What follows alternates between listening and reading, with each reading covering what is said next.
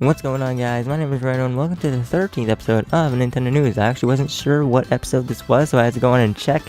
I just lost track. I lost count of how many episodes I've been doing because I did it so much, and I still do it often enough that I forget what episode is which. So, anyway, we're gonna go ahead and get started with this month.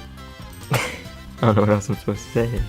Super Mario Bros. The Lost Levels, Punch-Out! Featuring Mr. Dream, and Star Soldier were added to the Nintendo Switch Online app as NES games, obviously, so they should be there now. Just update your app, or they should be automatically updated if you have Nintendo Switch Online, and you can now play them.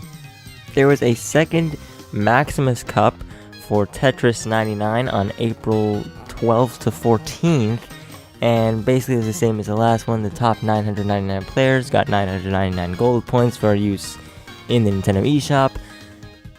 I obviously didn't make it, but a couple of people I know actually did, so congratulations to them, and congratulations to anyone else who did.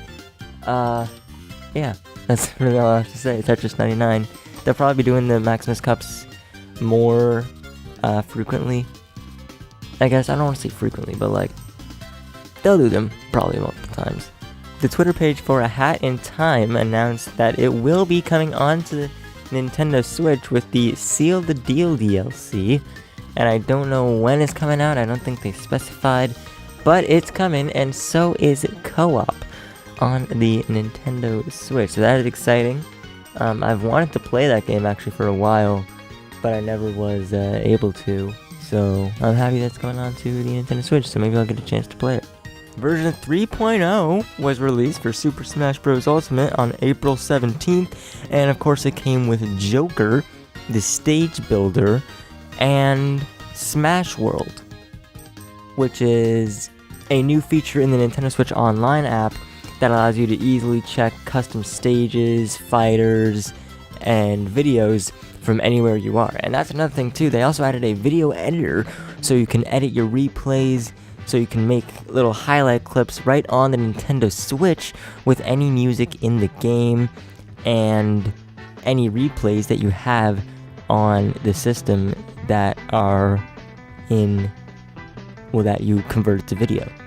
And people have already been making some pretty cool stuff with it. I've seen a lot of cool custom stages, Mii fighters, and video clips. So it's already proven to be a really cool update, and I really can't wait to see what else people do with it in the future.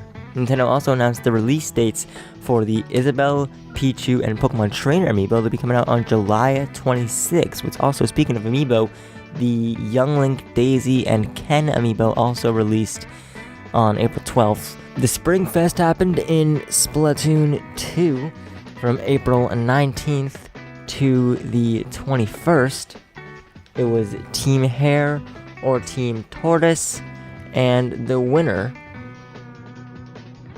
was Team Hare, 2-1. Congratulations to Team Hare, as usual. Congratulations to everyone who played. I didn't get to, as always, but either way, I'll get into another Spotfest eventually. It'll happen at some point. Now, a lot of you probably won't remember this, but if you go all the way back to the first episode of Nintendo News, I reported that Shakedown Hawaii would be coming to the Nintendo Switch. It was one of the first things I covered on the show, and if you go back in the first episode, you will see it there. I'll play a little clip of it now. Shakedown Hawaii is coming to the Switch and 3DS. This game looks interesting, and I might have to pick it up when it comes out. That would be if I knew when it comes out. While RetroCR posted on Twitter that the game would be coming, they didn't specify when. And one of my complaints is that they didn't give a release date. They simply said it'll be out when it's ready. You know, like a time period would have been nice. And that was, I think, exactly what I said. You know, at least a time period like fall 2018 or whenever it would have been released.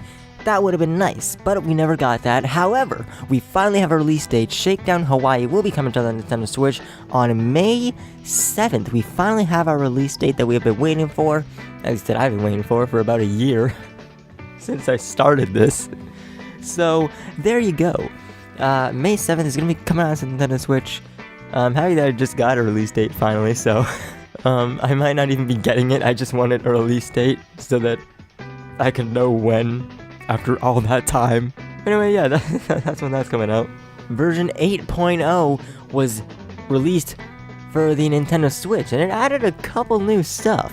And it's actually really cool. So you can now sort your software in the all software menu based on, I think it's from last played and alphabetical and hours spent in the game. So you can have your most played games at the front, or you can have your most recent, or you can just do them in alphabetical order. And of course this appears when you have 13 or more software icons on your home menu.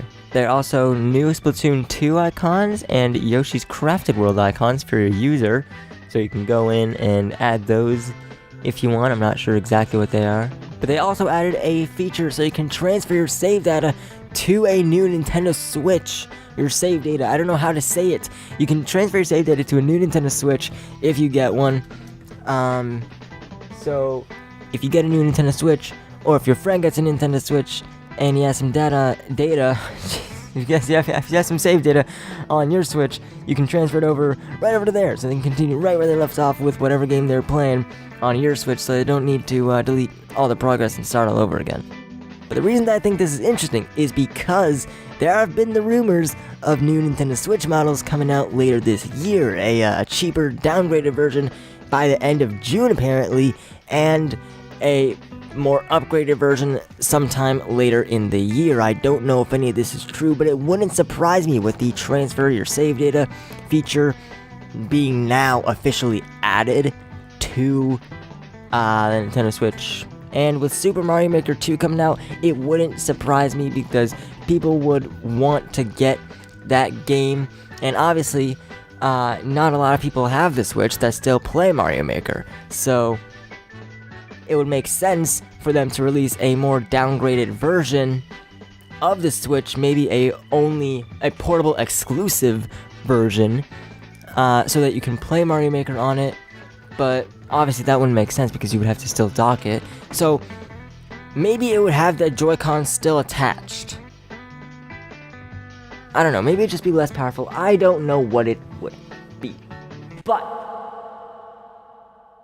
I'm excited either way. If it's true, I don't know. I'm getting off topic.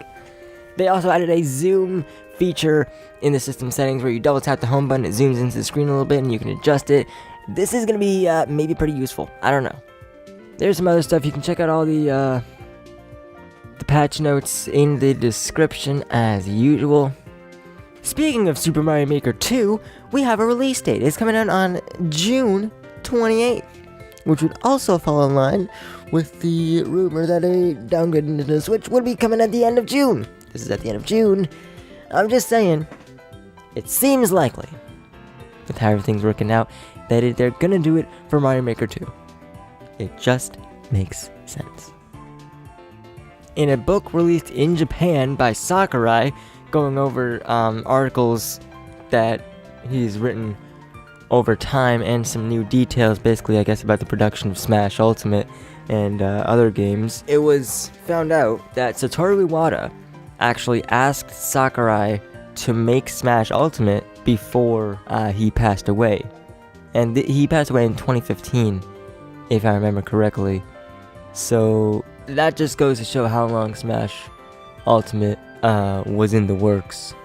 And there's no more details after that. All we know is that Iwata asked Sakurai to make the game, but it's still, like, that's... I really don't think Smash Ultimate would be the same as it is now, if it hadn't been for that, because I'm pretty sure, you know, Iwata would have wanted it to be the biggest Smash game, and probably the final Smash game.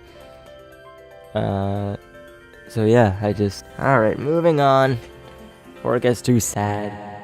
The Nintendo Switch actually outsold the Nintendo 64. The Nintendo 64 sold 32.9 million units, and the Nintendo Switch sold 34.7 million units, so it's pretty ahead.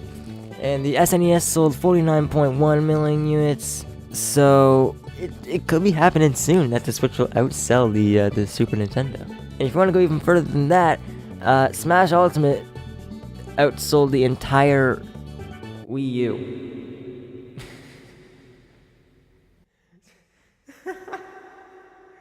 There's more copies of Smash Ultimate sold than there are Wii U's.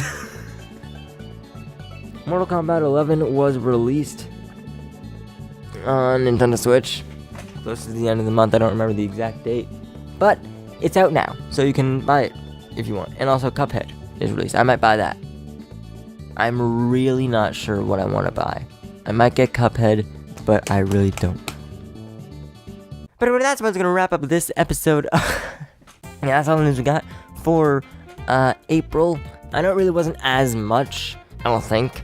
Anyway, it might have been, and I just don't know. But, yeah, so that's all we got. So, yeah, I really don't know what else to say here. So I'm just going to end my videos the way I normally do. I'm going to say my outro. I might have missed some stuff, actually. There's probably some stuff that I missed. But that's just all that I got for this episode. But with that being said, and with that out of the way, thank you guys so much for watching this video. If you enjoyed it, be sure to leave a like down below and leave a comment. Tell me if there's anything that I missed or that I got wrong. Also, don't forget to subscribe if you haven't already and hit the bell to be notified every time I upload a new video. And as always, thanks for watching, and I will see you guys next time.